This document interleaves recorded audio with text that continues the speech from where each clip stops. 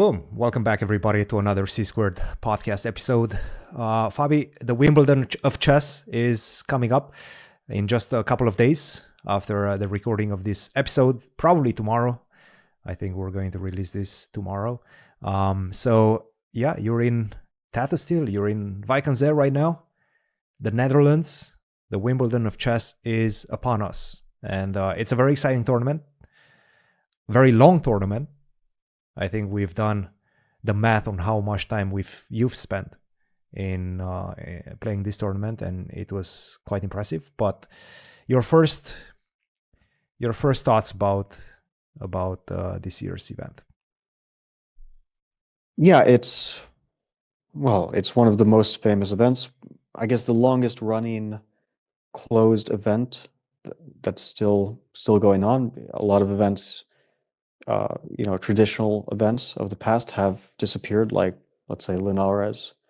A lot of new events have shown up, but the Wijk aan Zee tournament, which is now sponsored by Tata Steel, the Tata Group, but was sponsored by other companies in the past, has remained around. And yeah, it's a very long tournament, as you said. It's 13 rounds long, 14 players, single round robin with 3 rest days.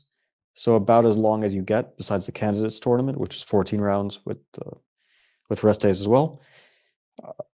And it's also very strong. Okay, it doesn't have Magnus this year.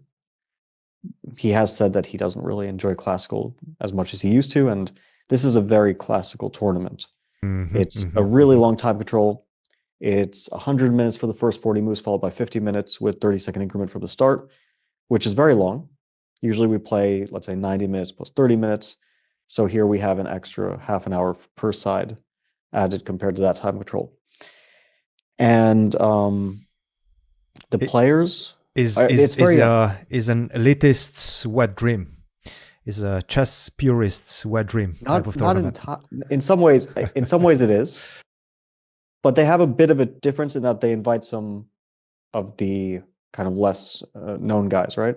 Yes. But it's very classical. So yeah, if you're one of those like chess purists, then this is what people enjoy. But if like for it to be totally elitist, it would have to have like Magnus, Hikaru, and nobody under 2750, right?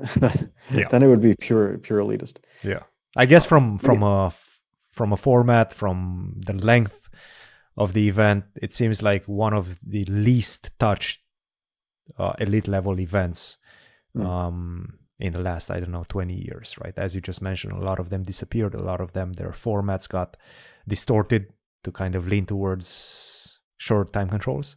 This one, not so much. It's a long one. Yeah, it's pretty much unchanged, as you said, for a long time. It may be some minor changes here and there. I think the most major change that I've seen throughout my years playing here is the first time I played in 2008. There were 3 groups, and it was A, B, and C. A group was the top one, and I played in the C group when I was 15 years old. And then we were kind of roped off. So the B and A groups, they had their own section. The C group, the little guys, we were separated from them. I don't think they would have had an issue with us like wandering past the ropes to look, but it did feel like we were a little bit, like we're not quite there yet. Yeah, well, it was mostly kids. Like, I mean, I was 15. Negi was probably younger than me, around 14, 15. He was one of the top seeds. Then you had when I played, Irina Krush was playing. There were a bunch of like strong women players, and then it was a lot of young players. And then some of the more established guys were like who was playing? Van der Wiel. I mean, guys like that, like the older Dutch generation, bunch of guys like that were playing. Then when I played the B group, maybe Daniel Stelwagen. No, it was C group. Like for guys like Stelwagen, who were like the young Dutch players at the time who were trying to break to the top of Dutch chess. Like, I guess Stelwagen is probably 1987 or 88. Yep. He would have been a bit too strong, I guess, for the C group at that time. maybe he was playing the B group.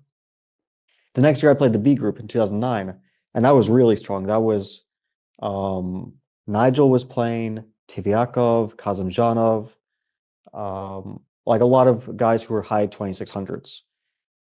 Paco Vallejo, um, Yefimenko, I think, like a lot of guys who were high 2600s. And I managed to win that in the most lucky fashion. And I do remember that it was so unexpected that I won, that like Karyakin came to me, and like I think he won the A group, so he was in very good mood. And he came to me and he was like, "I can't believe that you won that," because I won from a dead lost position against Nigel, and a draw would not have been enough. And if Nigel won, he would have won the tournament. But I somehow came back from, like, he blundered twice. First I losing to a draw, and then I was winning. And even though I had not been leading the tournament at a single point throughout the entire tournament, I um I won the event. That's crazy. But also, what strikes me as quite odd is the fact that Karyakin was already a little bit ahead of yourself, even though you guys are fairly the same age, I guess, or But he's maybe 2 years older. he's 2 years. I thought he's only 1 year older. So I Yeah, guess so there when he was a little won, bit of a discrepancy, even in rating oh, for between you sure, two. he was much stronger. Mm. When I won the B group, I was 16, and I was probably around 26, 60, 70. I would say 26, 70. Karyakin would have been around 27, 20 to 30 at that time. And it was a bit of a surprise that he won the tournament. He wasn't a favorite. Got it. But of course, I mean, 27, 20 to 30 in 2009, that was definitely a top 20 player, maybe top 15. Let's say he was And already somewhat established. You were just on the come up. yeah, he had like broken through. I was still struggling. I only really broke through fully in, I would say, between 2011 and 2012. That's when I went from like low 2700s to 2780 or so. But in 2009, I was still like, in 2010, that was because the winner of the C group qualified to B, the winner of the B qualified to A. So I qualified in 2010, and I think I was 2675 when I played 2010. And I was considered a major underdog. So to give an idea of who I was playing in 2010, Magnus was among the top seeds, but he was still very young. Vichy, Peter Leko, Veselin Topalov, Vladimir Kramnik. I'm not sure if Veselin played in 2010. Maybe he did, but Vladimir Kramnik, Boris Gelfand, these were the guys who were like the best players. Ivanchuk, and so on and so forth. Like you could say the previous generation before mine, or maybe even two generations, two chess generations, because I would kind of separate it as the guys who were born in the 70s who got very strong. Um, Although I think Vichy was born 1960. No, wait, Vichy was born 1969. But yeah, this kind of generation, which includes maybe Kremnik's a bit younger, Vichy's a bit older, Ivanchuk around Vichy's age, but they were more or less like the top players for a very long time. And then there were the guys who were young at that period, which was like early 80s. They were born, like Levon Aronian, Ruslan Ponomaryov, Bakro, Grishuk. Could probably like rattle off a bunch of other names. And then Hikaru and like Mamedyarov, Rajabov from the late 80s. And then I would consider my generation, which includes Magnus, Karyakin, Maxim, Jan Nepomniachtchi, Ding, Wesley, myself, and so on, Anish. And so in 2010, that was my first time playing the A group. I scored -3. I think the winner, maybe a shared winner, was Magnus. But there was one very bright moment in this tournament, which is that although I did struggle throughout the tournament, I played Magnus with black in the last round, and he definitely wanted to beat me because I was a huge underdog against him. But I was very, very, and I don't know if maybe it was my first time playing against him, and I was very close to winning that game with the black pieces. I pressed him the entire game. It was overall a well-played game. In the end game, at some point, I made basically one mistake, which turned a winning knight endgame into a draw. But it wasn't an easy conversion task, and it was a high quality game overall.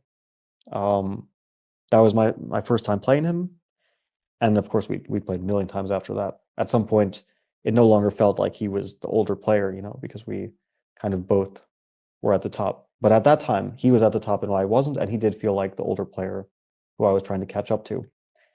And so that was a bright moment in the tournament. Yeah, no, definitely a tournament with a rich history, and obviously the CB groups were kind of legendary. I know Eric Hansen, when we used to go to university. I think after I graduated, he got into one of these.